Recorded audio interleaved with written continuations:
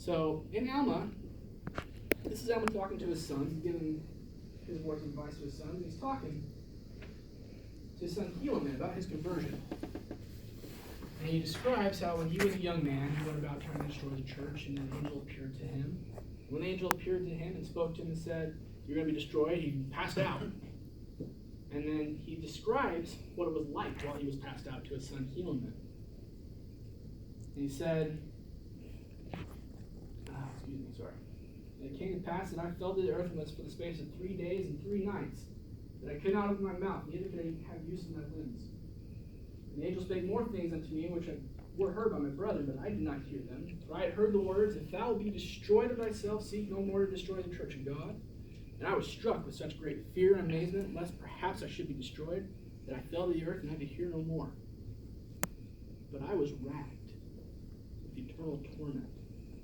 My soul was harrowed up in the greatest degree, and racked with all my sins.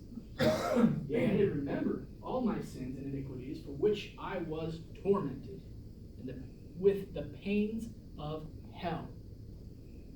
Yea, I saw that I had rebelled against my God, and that I had not kept his holy commandments. Yea, and I had murdered many of his children, or rather led them away into destruction. Yea, and find so great had been my iniquities, that the very thought of coming into the presence of my God did rack my soul with inexpressible horror. Oh, thought I, that I could be banished, become extinct, both soul and body, that I might not be brought to stand in the presence of my God to be judged of my deeds. And now for 3 days and for 3 nights was I racked even with the pains of a damned soul." Everybody's felt like that to some extent. If you've engaged in pornography, I know you felt like that to some extent. So he's tormented. He's tormenting himself. He's remembering everything he's done. He's in literal hell. Now let's read what happens.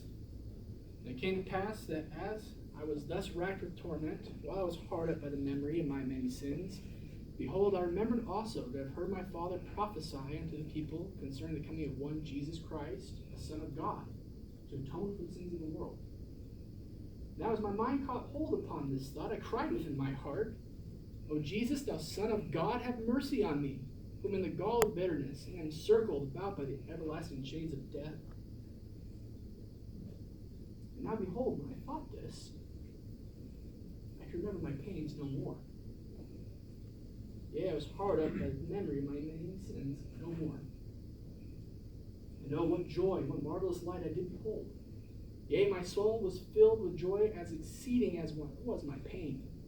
Yea, saying to my son that there could be nothing so exquisite, so bitter as were my pains.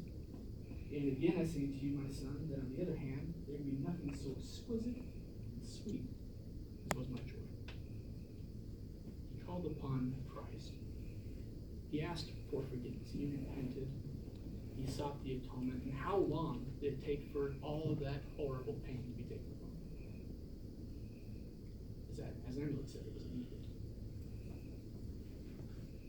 So, I know I'm out of time, so to recap with y'all, first, thank you so much for coming, everybody. So, know what you're up against. You're up against the world. You're up against your own desires. Know that your own desires are normal. It's what you do with them. You're up against Satan, who's very skilled. Know that pornography is absolutely, unequivocally a drug. It's not something you casually engage in. It's not something you can do once in a while. It is literally a drug that's poisonous to your brain. And know the addiction cycle can be broken.